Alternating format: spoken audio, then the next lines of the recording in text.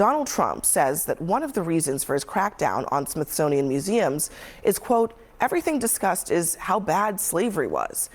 What we try to do on this program is create a platform for discussion and debate that reflects the very real differences that exist in this country.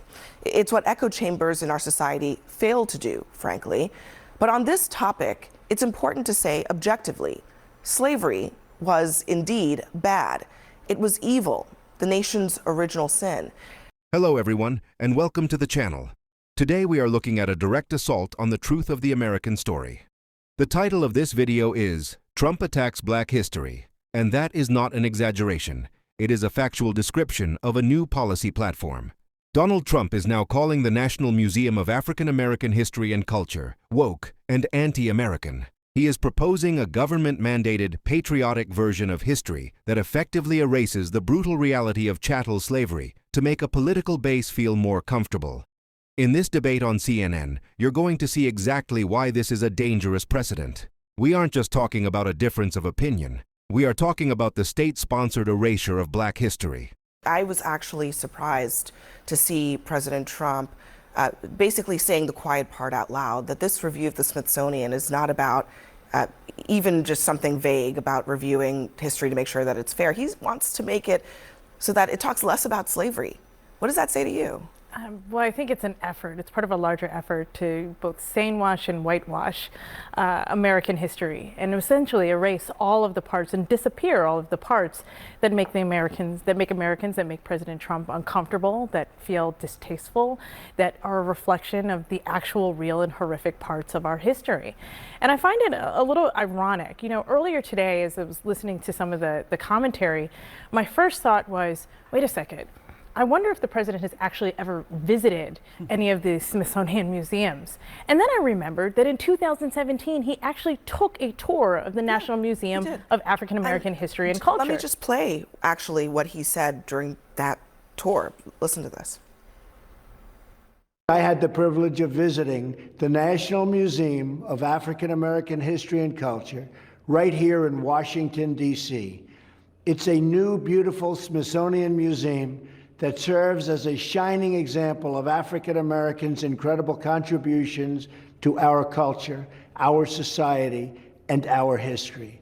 It also tells of the great struggle for freedom and equality that prevailed against the sins of slavery and the injustice of discrimination.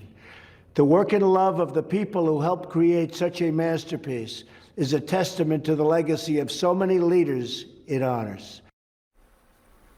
So was it that he didn't believe what he read from the teleprompter as he recorded that video, or what?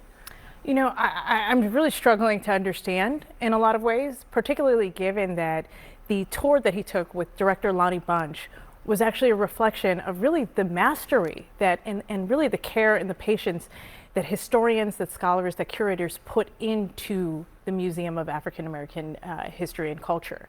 It is not just about the horrors of slavery, although it tells that very important story. It actually follows this really brilliant model where you move through the museum and it tells the story not just of enslaved Americans in America, but also of the resilience, of the triumph. And in doing so, it tells a story that is very much about democracy and about a quest for democracy and the way that Americans both built this country, but also the story and the narrative of like a truly American experience.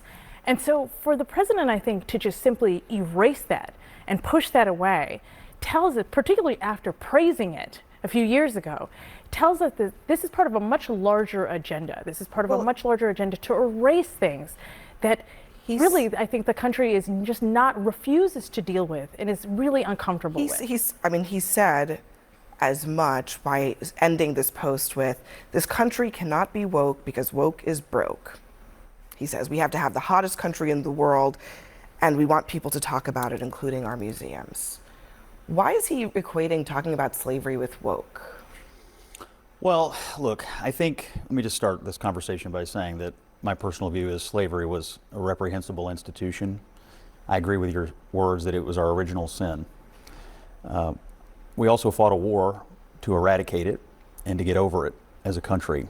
And that was a necessary thing that happened, and a lot of people died, and we did eradicate it, and that's a good thing. I think what he's asking is, in our museums, what defines us? Are we going to be defined by the worst moment, or the worst institution, or the worst mistake we ever made? Or are we going to be defined by what we've done moving forward to get over it and to become the greatest nation on the earth?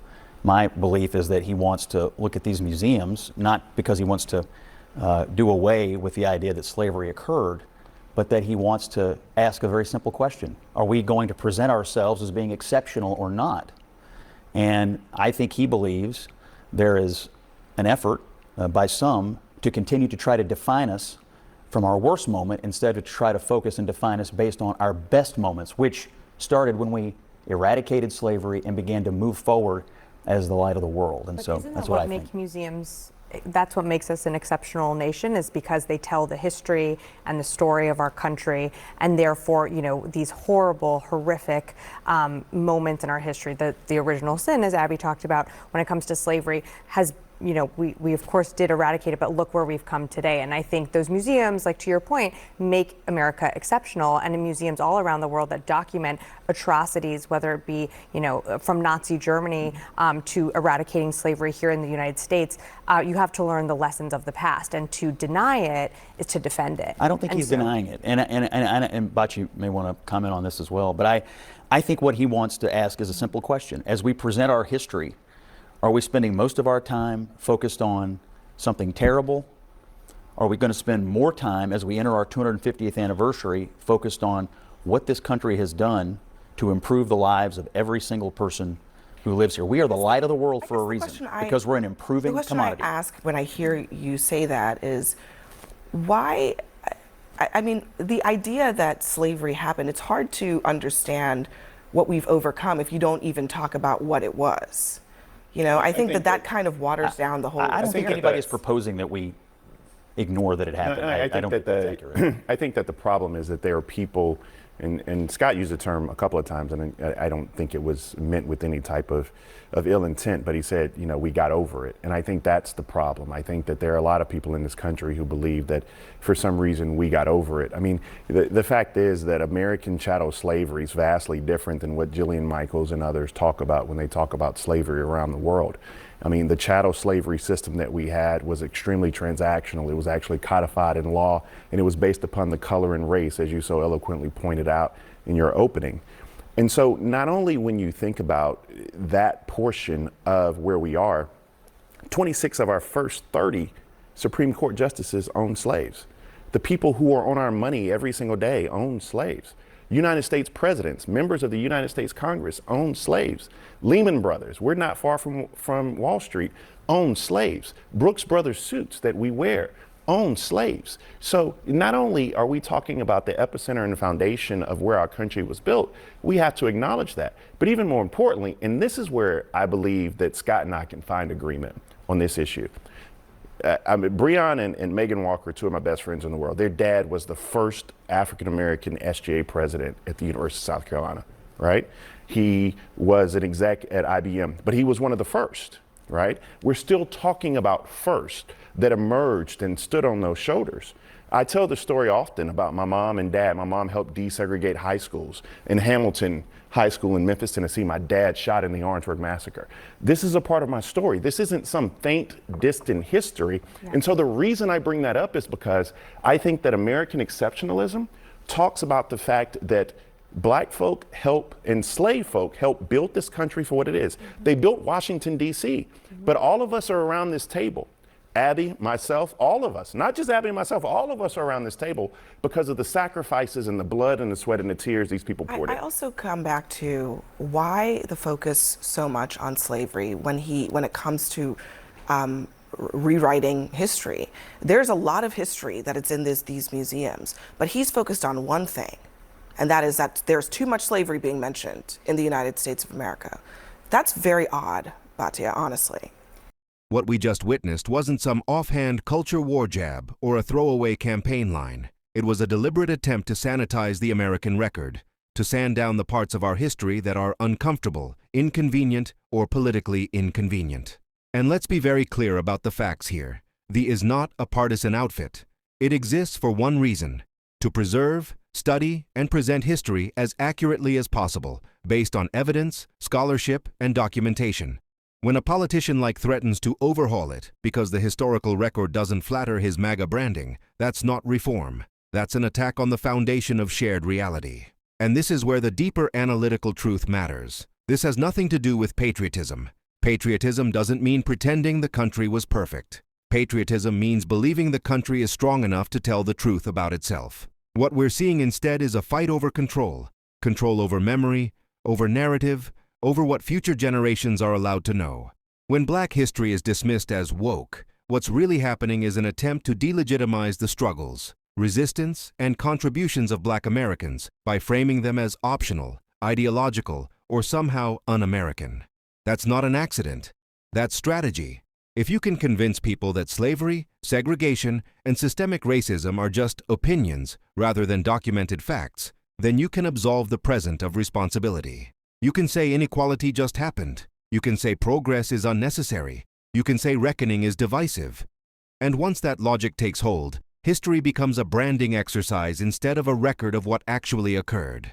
America has often described slavery and racial injustice as its original sin, not because the country is uniquely evil, but because that contradiction between declared freedom and practiced oppression has shaped everything that followed. Trying to edit that out of our national memory doesn't heal the country. It blinds it. If you erase the crime scene, you don't get justice. You get repetition. History isn't about guilt. It's about orientation. It tells us how we got here, what patterns to avoid, and what promises we've broken and still need to keep. If we lose the truth of our past, we don't just lose context. We lose the map to our future. And that's why these culture war attacks matter. They aren't symbolic. They're structural. That's why I'm going to keep calling this out. Because democracy doesn't survive on vibes and slogans. It survives on facts, memory, and accountability. If you value that, make sure to like and subscribe, because we're going to keep breaking down these power moves and holding them accountable to reality, not propaganda.